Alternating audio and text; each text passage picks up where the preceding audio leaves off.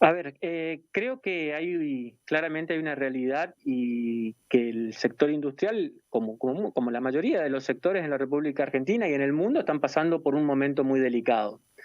Este, que la inasistencia dentro de las empresas de los distintos sectores generan un problema a las empresas, generan un problema muy difícil a veces, toda vez de que producto de la pandemia a veces requiere que gran parte del personal o parte del personal tenga que no ir a trabajar durante varios días, ¿no es cierto? O sea, estamos hablando de 7 a 14 días en el mejor de los casos, incluso en el caso de no estar contagiado, por ser contactos estrechos y demás. Dicho esto, y sin quitar importancia a esta problemática que es para los distintos sectores y particularmente para el sector industrial, no es menos cierto que no queremos ni debemos avasallar los derechos de los trabajadores. Y no podemos tampoco obligar, en tanto y en cuanto no sea legalmente obligatorio, a un trabajador, a un compañero, a que se tenga que vacunar si así no lo desea. Sí hay una cuestión que tiene que ver claramente incluso no solo con una cuestión económica, hay una cuestión social, ¿no es cierto? O sea, hay una cuestión de respeto con sus propios compañeros de trabajo, ¿no? Porque aquella persona que decide, porque no es una cuestión de imposibilidad, hoy por hoy en la provincia del Chaco, cualquier persona que desea vacunarse tiene lugar donde puede ir a vacunarse las 24 horas del día, los 7 días de la semana. Entonces, si hay una persona, un trabajador que decide deliberadamente no vacunarse, sabiendo el riesgo que eso implica y sabiendo también que está exponiendo al resto de sus compañeros de trabajo, al resto de su familia, de sus padres, de sus hijos, de sus hermanos, ¿no es cierto? Creo que hay que hacer un trabajo ahí más desde la concientización de lo que significa la vacunación, tratar de analizar a aquella persona que no se quiere vacunar, por qué no se quiere vacunar, si es que tiene algún problema preexistente que considera o que médicamente o científicamente pueda ocasionar algún riesgo a su vida, ¿no es cierto? Que tampoco no es una cuestión menor. En esos casos puntuales, tratar de buscar alguna alternativa, reasignando el lugar de trabajo o alguna cuestión donde no complica el resto de sus compañeros trabajadores, no complica la continuidad de la actividad empresaria o comercial, industrial o de servicio, de la empresa que sea, y que tampoco no estemos avasallando absolutamente ningún derecho porque por lo menos no es la posición que tenemos nosotros desde la Unión Industrial del Chaco. A ver, yo creo que acá, como en muchas de las cosas, tiene que ver lo mediático, ¿no es cierto? Tiene que ver las cosas que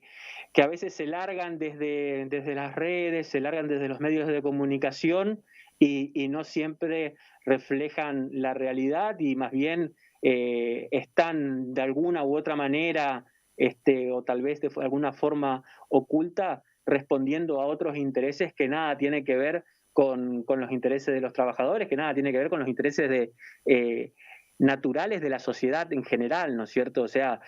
creo que hay que trabajar en educación, en concientizar a la gente de la necesidad que tenemos de vacunarnos. Esta pandemia y este virus, al menos hasta donde yo tengo conocimiento, vino para quedarse al menos por un tiempo. En consecuencia, creo fundamental de que hay que tratar de concientizar y trabajar en explicar a los trabajadores, trabajar de explicar a la ciudadanía en general la necesidad que tenemos de que cuanto antes todos estemos vacunados. Venimos de una pandemia preexistente a esta pandemia sanitaria, que era la pandemia económica de los últimos 4 años de gobierno, donde, bueno, con ustedes mismos lo hemos charlado muchas veces, incluso en el estudio y demás, del industricidio en el cual se ha pasado y hemos tenido caídas en los niveles de actividad industrial realmente muy importantes.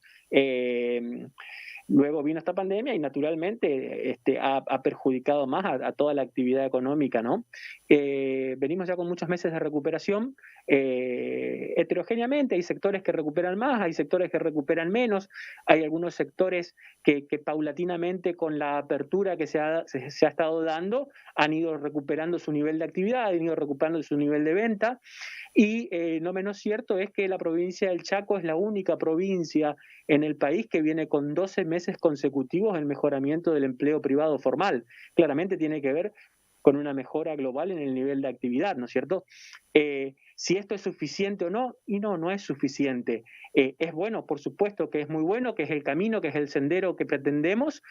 pero hay que seguir trabajando. Tenemos, por suerte, el acompañamiento de un gobernador como el gobernador Capitanich, que entendemos que tiene en su ADN el desarrollo industrial, que trabaja él, tanto él como todo el equipo del gobierno, del Ministerio de Industria, del Ministerio de infraestructura, en articular los mecanismos que sean necesarios para que las empresas, tanto las empresas que están radicadas en la provincia, puedan recuperar los niveles que tenían, puedan invertir en nuevas líneas de producción, algunas empresas que no son de la provincia tratar de incentivar para que vengan a radicarse con distintos los mecanismos que tiene la provincia del Chaco para que les sea conveniente venir a radicarse al Chaco y de esa forma generar valor agregado en la provincia, generar fuentes de trabajo y generar ese círculo virtuoso que tiene el desarrollo de la actividad industrial y que claramente el gobernador Jorge Capitanich es un gran impulsor de esto. Es que el sector claramente de la construcción es un sector que está teniendo indicadores muy importantes de recupero